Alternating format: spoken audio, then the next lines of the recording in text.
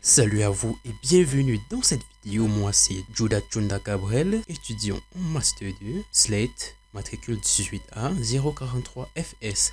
Cette vidéo est faite pour un TPE, travail personnel de l'étudiant pour l'unité des Data Science. Il nous est demandé de choisir un problème dans ce domaine, de définir les objectifs et les questions de recherche, d'acquérir les données, datasets et justifier les sources, de décrire les données en termes de type qualitatif, quantitatif, nominal, ordinal, continu et discrète. Réaliser l'EDA, construire les graphes de la distribution. Alors, nous allons répondre aux différentes questions avant de passer au code. Problème. Alors, nous avons choisi comme problème la détection de fraude bancaire. Comme objectif et question, nous avons un objectif principal qui est de créer un modèle de classification capable de détecter les transactions frauduleuses dans un ensemble de données bancaires pour minimiser les pertes financières et améliorer la sécurité. Il y a plusieurs objectifs spécifiques. Analyser les caractéristiques des transactions frauduleuses. Il s'agit ici d'identifier les modèles, les comportements ou les caractéristiques fréquentes des fraudes. Nous avons aussi cet objectif-là, construire un modèle de classification.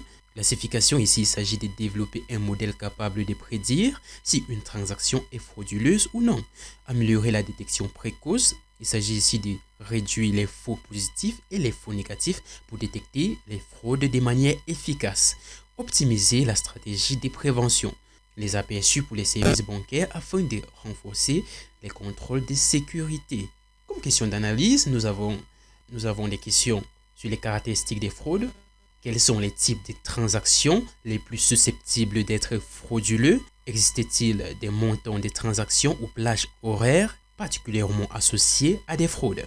Comme deuxième volet des questions, nous avons le profil des transactions frauduleuses. Ici, on s'est posé comme question s'il y avait une corrélation entre les types de clients, âge, localisation, historique, entre les types de clients et les fraudes. Les transactions frauduleuses se concentrent-elles autour de certains commerçants ou canaux? Du côté du modèle prédictif, quelles sont les variables les plus pertinentes pour prédire une fraude? Quel est le taux actuel de détection des fraudes et comment peut-on l'améliorer? Du côté de la performance des algorithmes, il y a deux questions qui sont mises en exergue. Quel algorithme offre les meilleures performances en termes de précision et des rappels pour détecter les fraudes? Comment équilibrer les compromis entre précision et rappel pour minimiser les faux positifs tout en détectant les fraudes? Alors, nous avons choisi un dataset, ou plutôt nous avons téléchargé un dataset du nom de Bank Transaction Data 2.csv. Sur Google, on a téléchargé ça sur le site web google.com. Pour la justification, il est pertinent pour notre problématique car il contient des données détaillées sur les transactions bancaires, y compris les montants, les canaux utilisés et d'autres indicateurs potentiels de fraude. Sur ce, nous pouvons passer au code. Nous avons importé les bibliothèques au fur et à mesure du traitement et on a fini avec tout ceci. Panda permet de charger et de lire des datasets, créer et manipuler des data frames et des séries. Quant à Matplotlib, son rôle, la visualisation des données. Synbone, également dans la visualisation, mais cette fois-ci statistique avancée. Label encodeur, qui permet de convertir les données catégoriques des tests en valeurs numériques. Standard scaler, qui nous permet de normaliser les données numériques pour qu'elles aient une moyenne de 0 et un négatif de 1. Chacune a donc ses spécificités. La bibliothèque Panda nous a permis, ici dès le début du code, après avoir importé les différentes bibliothèques, d'appeler notre dataset qu'on a d'abord importé au préalable sur Colab. Là, on a juste appelé avec la commande data égale pd.readcsv, le nom du fichier. Et ensuite, nous avons affiché les dimensions de ce dataset avec la commande data.shape. Et là, on a pu remarquer que notre dataset avec 2512 colonnes contre 16 lignes.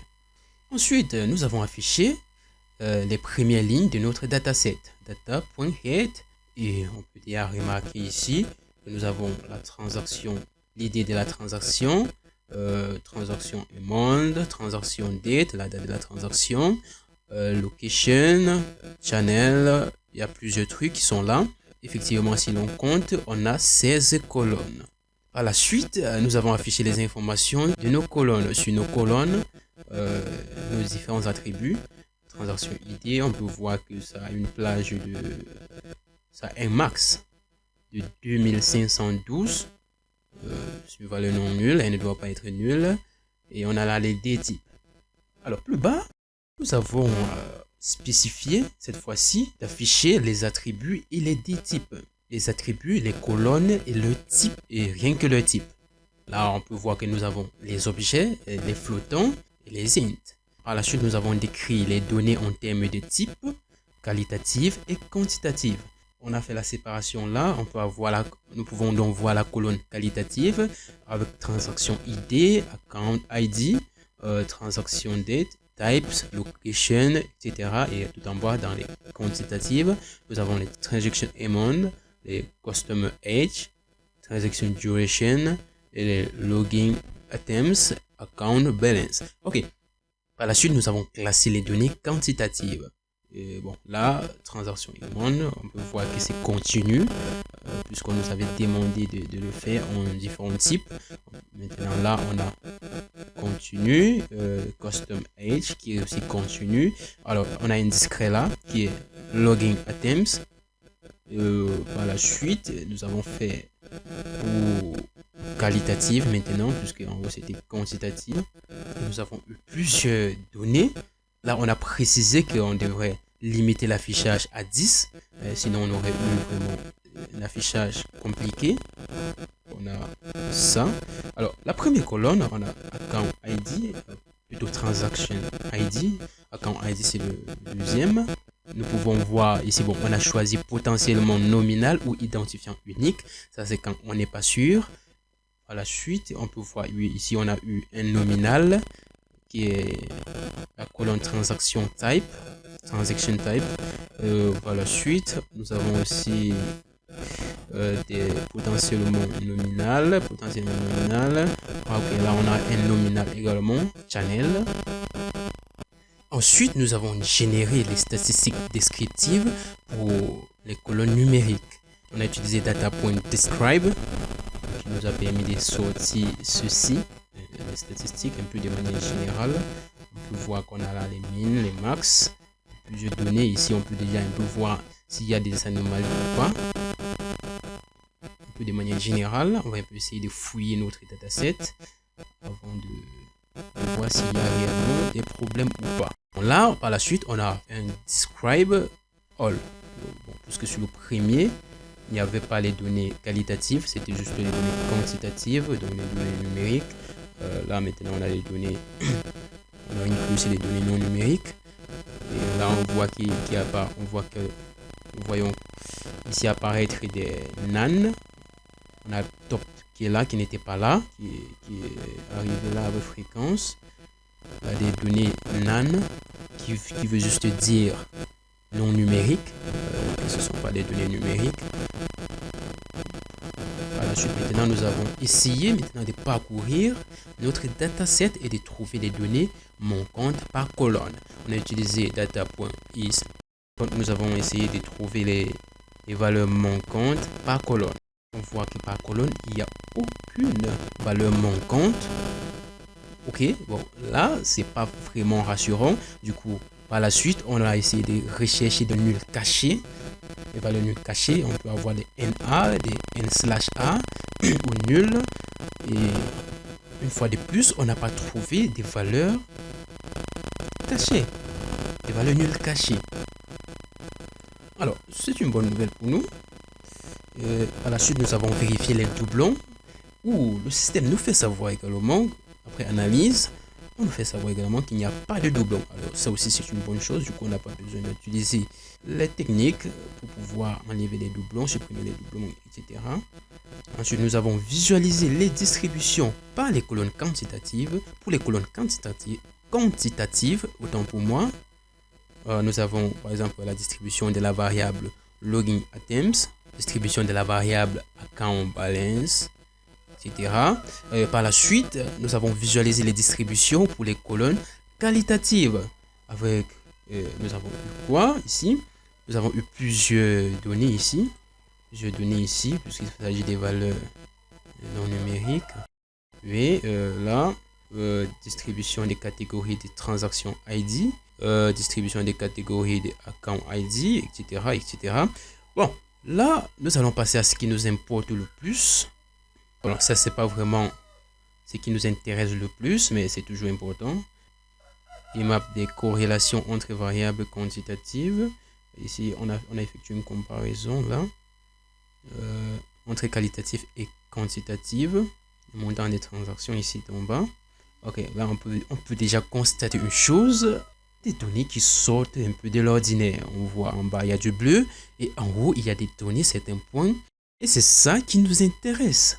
Du coup là on va passer à ce que je disais tantôt. Essayer de détecter les outliers avec les box plots. Nous avons eu quoi comme réponse là? Ici nous avons eu plusieurs figures, effectivement. Là, nous avons la détection des outliers pour la transaction amount où il y a beaucoup de données qui sortent du cadre. Ça, c'est des données suspectes qu'on devrait analyser. Ça peut être des fraudes. Tout en bas, bon, sur la détection des outliers pour les customer age, il n'y a pas de souci.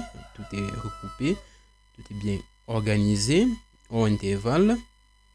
La détection des outliers pour la durée des transactions aussi, ça va. La détection des outliers pour les logging items, donc la connexion et tout, les attentes de connexion.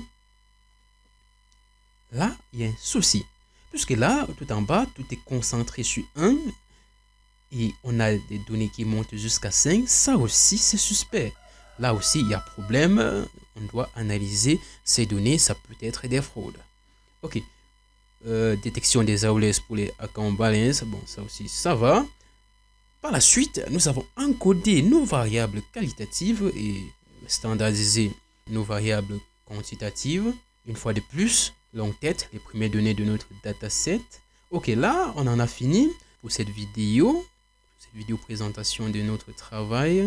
Donc, on a eu un dataset où il n'y avait pas réellement des traitements, mais on a quand même vu qu'il y avait des informations frauduleuses ou qui pourraient être de la fraude. Alors, en faisant tout ceci, on peut maintenant entraîner le modèle. On peut prendre le modèle pour...